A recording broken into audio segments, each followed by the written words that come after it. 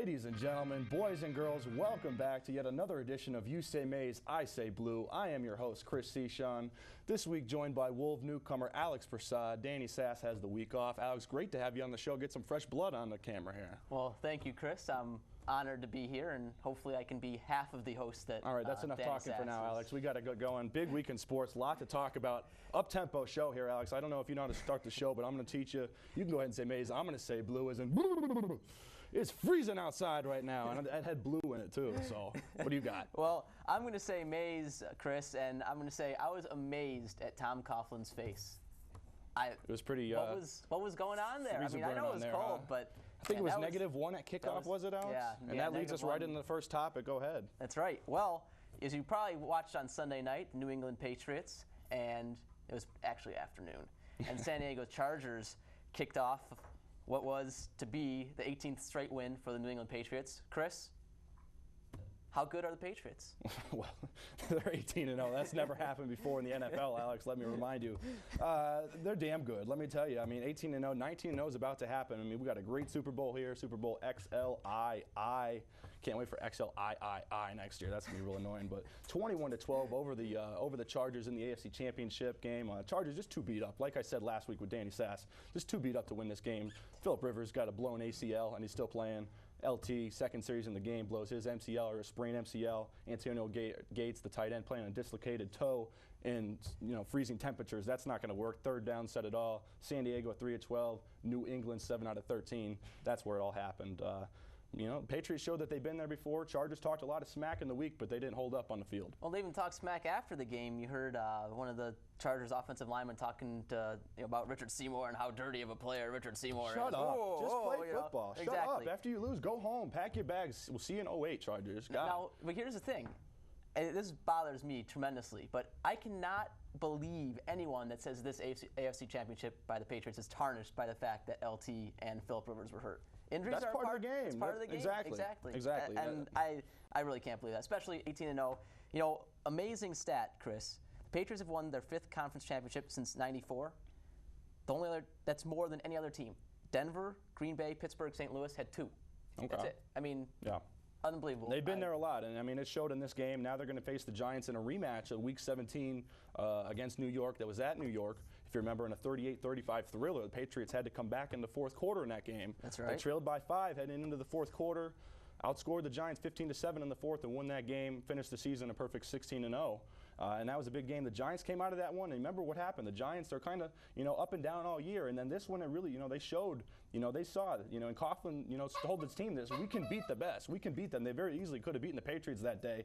Just didn't happen. And then they've been riding this surge of momentum all the way through the playoffs. That's right. And that leads us to our next topic. Yeah, let's jump into the NFC. And what a great game at Lambeau. You had the New York Giants going into Lambeau Field. -1, we said, was the temperature. Right. -4 by the end of the game. -30-degree wind chills. The Packers wind up losing it in overtime, 23-20. Brett Favre, what he's known for, what makes him a Hall of Famer, being such a gunslinger, wind up getting him, ousting his team out of the playoffs on this one. He just, underthrew the out route and got picked off right there in overtime. Lawrence Tynes, who we're going to have more on later, made the winning kick. Giants in the Super Bowl, first time back since 2001. Of course, the question becomes, is Eli Manning going to be, Peyton, the guy that finally wins an NFL championship here in 2 weeks, or is it going to be Kerry Collins, who led the Giants to the Super Bowl in probably one of the most forgettable Super Bowls ever. Yeah, well, that defense, and, that defense Baltimore. doesn't hurt, But you said it there, Eli Manning. Well, this kid, there's only 4 years in the league here, Alex, and this guy,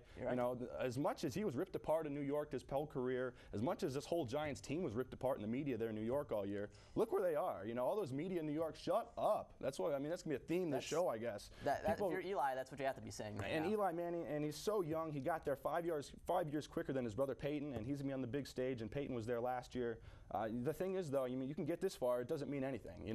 The jewelry he got from winning that championship game is nothing compared to a Super Bowl ring. That's what he wants. Can he do it? Can he keep it up, the poise? Can he keep playing smart football like he's been playing, Alex? And you know what? I think he can, but the Patriots are just that good. Exactly. They're just that good. And and looking a little bit forward to the Super Bowl, and I know everyone has 2 weeks to go ahead. Get excited about that. And I know 13 days from now I'm going to be totally right for this game. But the Giants ran the ball against Ahmed Bradshaw? Who is this guy? Hey, He played at solid Marshall. tailback, 60 yards in a championship game. Exactly. Yeah, and at the Lambeau. combination of him and Brandon Jacobs, They can run the ball, monster. and they're going to have to do that against New England. They're going to have to control that clock, keep that offense off the field. You know, they match up very well against New England. I mean, they can rush the passer, Strahan and Umanor on the ends. They got a nice secondary there, and I mean, they can try and match up with those receivers. But I mean, New England, there's just so many options.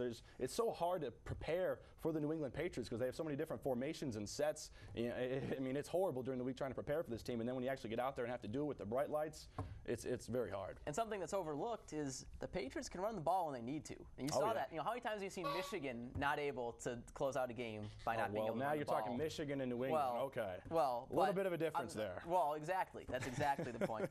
All right. Well, moving on. There's some team in Miami in the NBA called the Heat.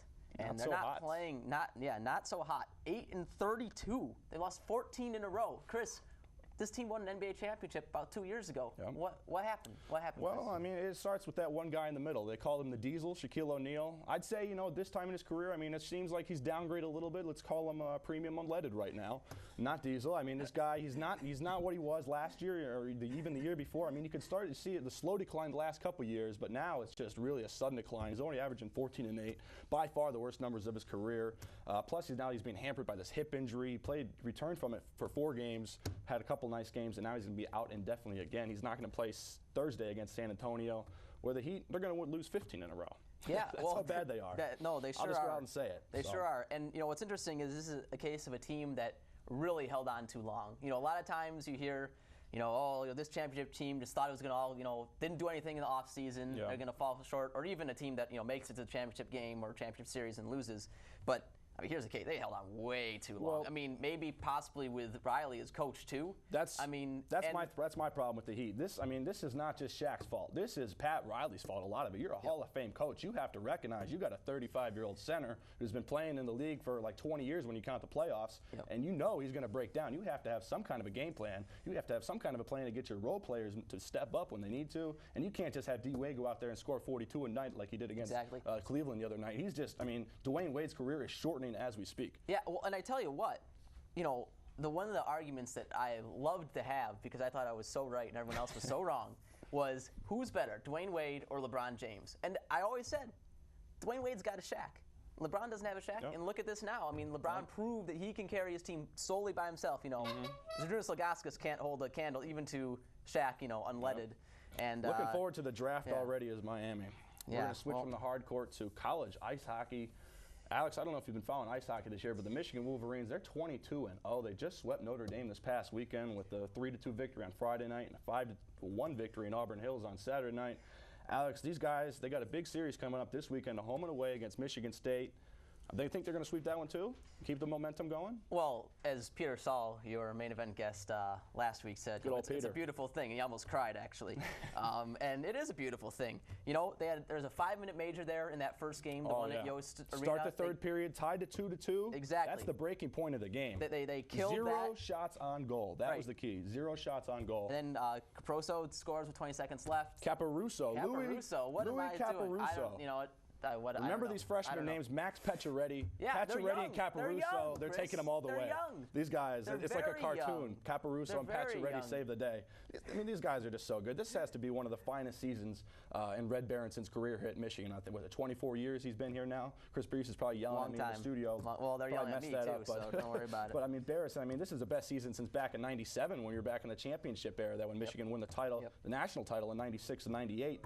They only lost 4 games back in '97. They've only lost 2 so far. Yeah, well, getting back to your question, they do have Michigan State, and you know, it's gonna be tough. They're in the top 10 nationally. Okay, of course, Michigan unanimous #1 selection. Michigan State number 5, and they got Miami, Ohio number 2 coming up too. So those are 4 big, huge games. Take care of State first. Huge games. Then you take care of Northern, then you take care of Miami. Huge games. All right, well, moving on, Chris. Keep talking Michigan sports. I like it. We're talking Michigan sports.